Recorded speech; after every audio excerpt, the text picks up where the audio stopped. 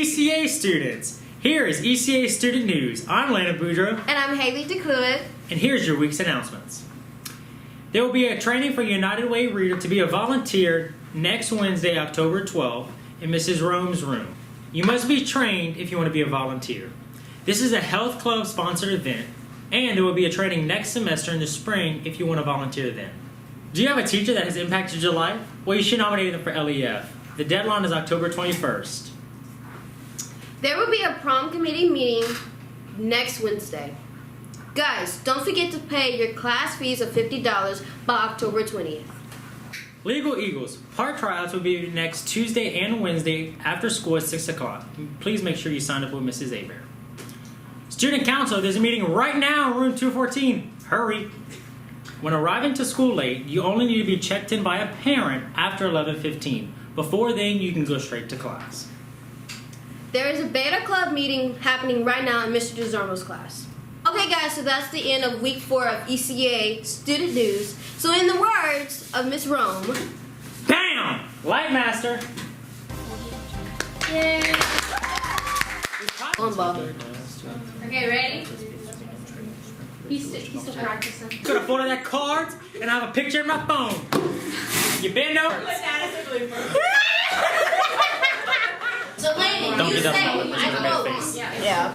That. What? Oh my God. But yeah, we shouldn't assume they're in Oh my God, just say them. Just Okay. You should nominate Hig. His room. You must be trained to be a volunteer. What? Breathe in. start from the beginning, please. Of what? The whole thing. Okay. Your blood pressure. Spirit Week. Because that's a big thing. Is like She said that.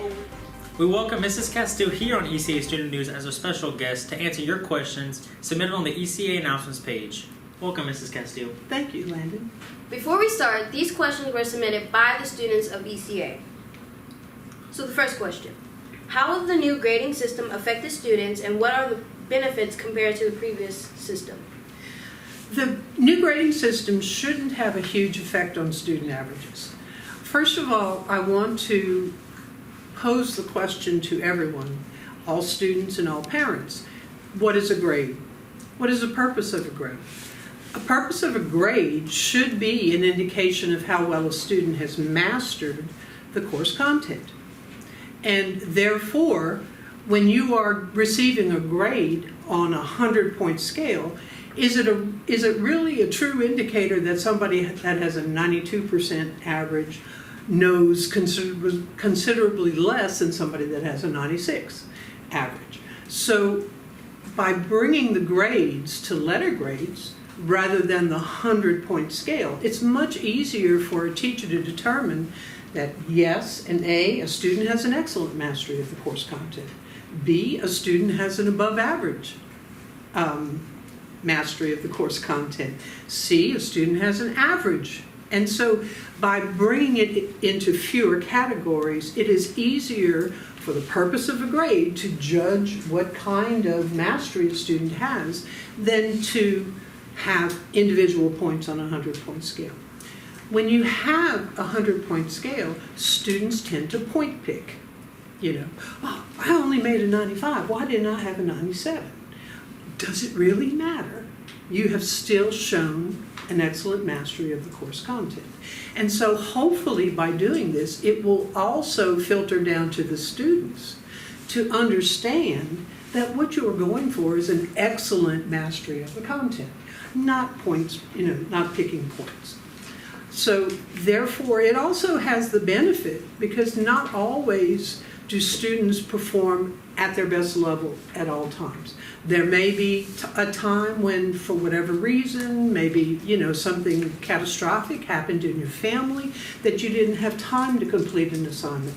If you don't do an assignment right now, a 0 on a 100-point scale has a devastating average, a devastating effect to a student's average. However, when you have the letter grades, 1 point away from an F, which is 0, is a D, which is 1 point.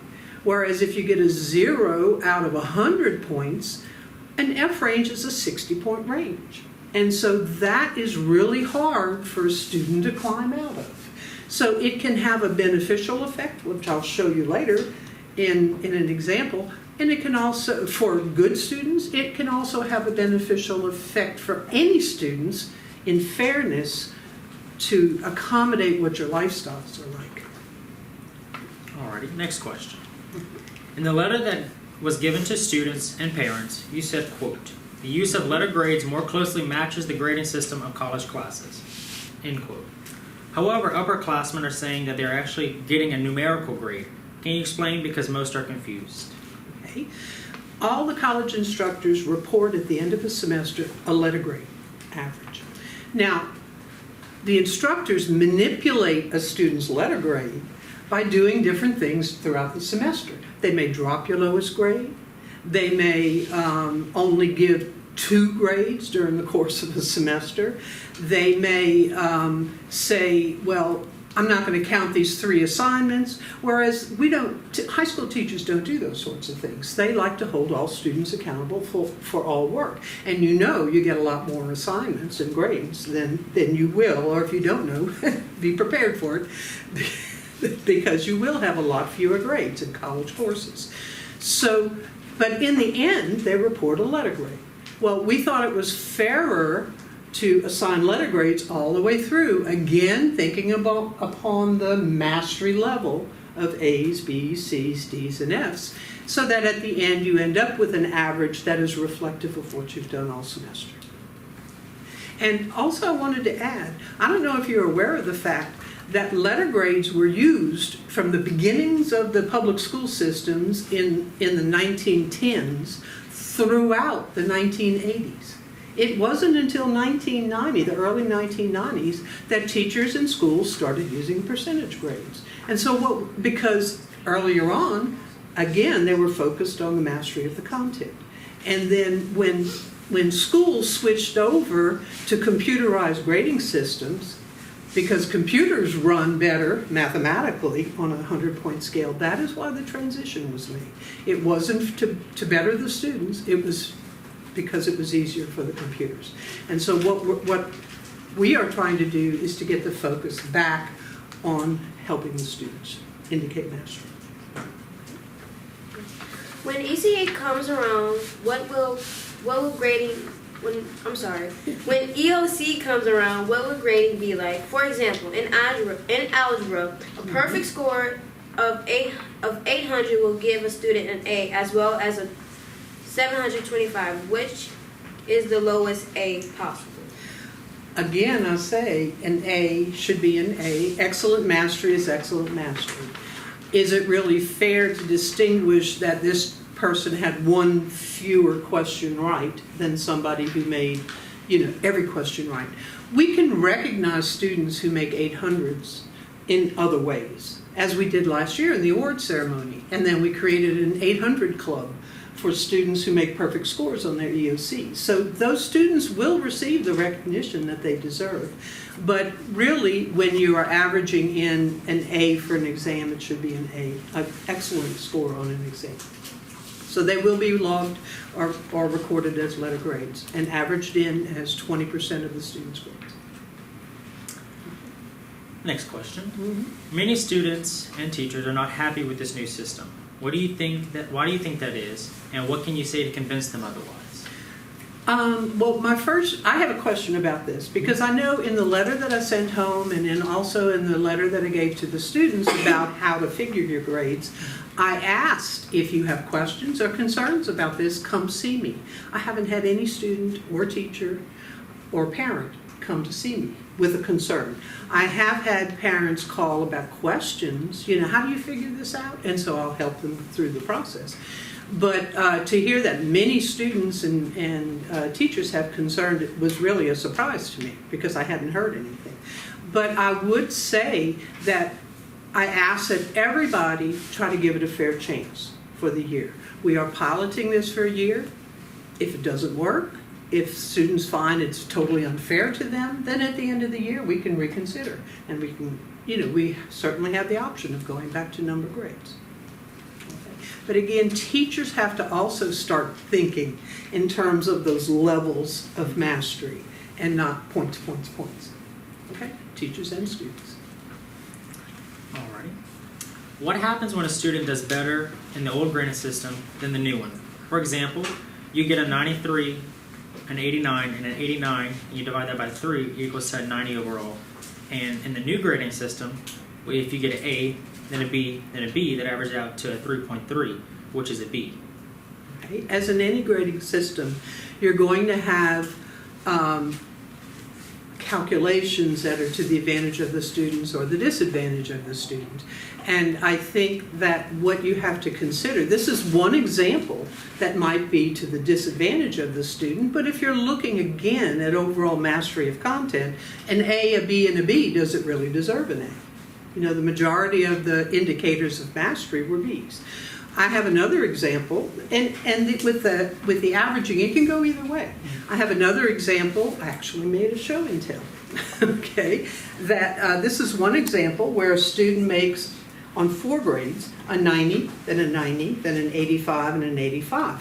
Well, this, according to the percentage system, would come out to be an 87.5, which is a B.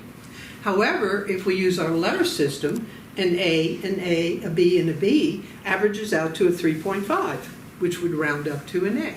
So even though your example showed it might have disadvantaged a student, this example shows that it can also be an advantage to the student. Another example of this that I made, the effect of an F. Okay, let's say it's one of those times that you really couldn't get your homework in for whatever reason. Okay, let's say you got flooded, like a lot of people did in Lafayette. Well, that homework assignment, you received a 40 because you could only do a little less than half of it, okay?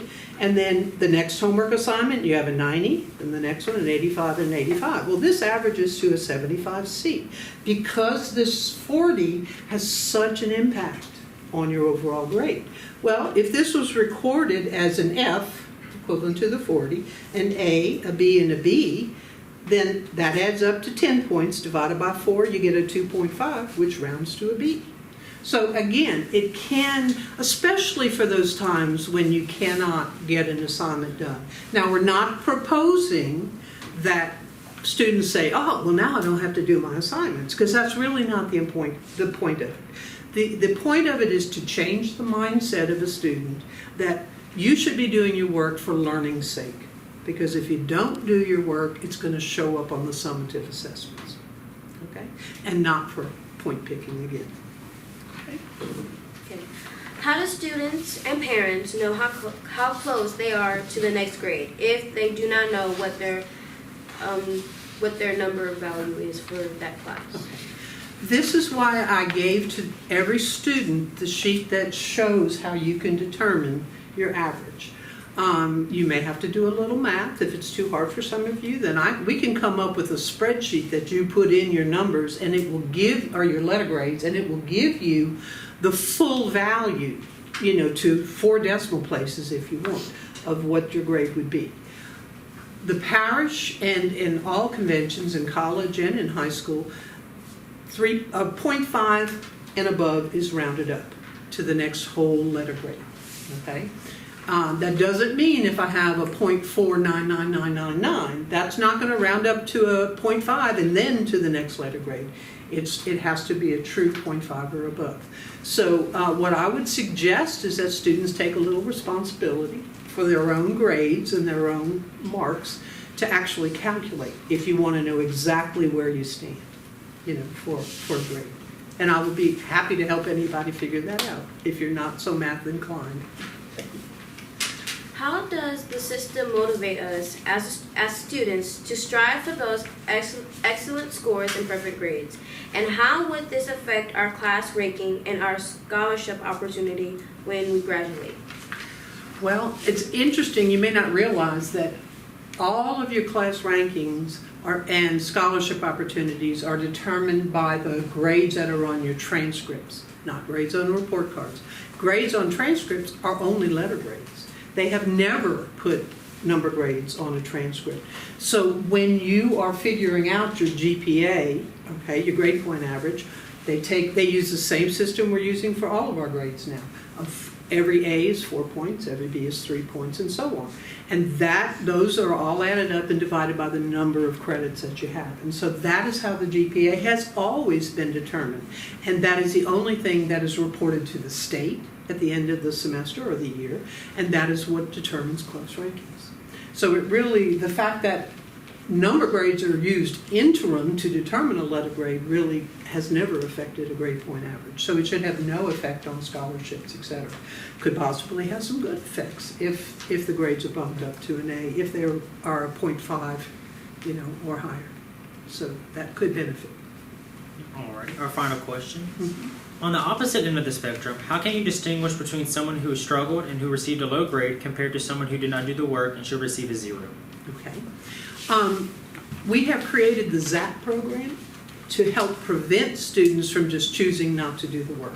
ZAP stands for zeros aren't permitted, okay? And because we feel how important it is for students to actually do the work, because it's important for learning. It's practice, And so a student who has not done the work will be motivated, hopefully, to do the work in the future because they will have to go to ZAP, which is on their own time.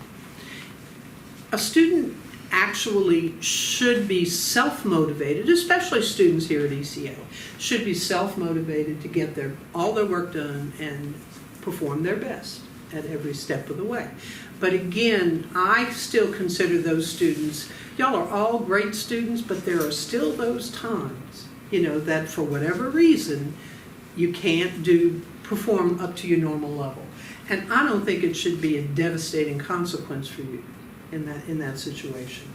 And I think that the new grading system provides a fairer chance for all students to succeed where they should be succeeding. All right. Thank you. Okay, you're welcome. Any final remarks to the students? No, as I said before, give it a chance. Hopefully that you will see after the first report cards come out that it's not as bad as you think it may be, and hopefully you will see the advantages of it. Remember, grades are for an indicator of your learning, and if you are learning at a high level, you should have A's. Okay? On either system, I should say. Thank you. Okay, thank you.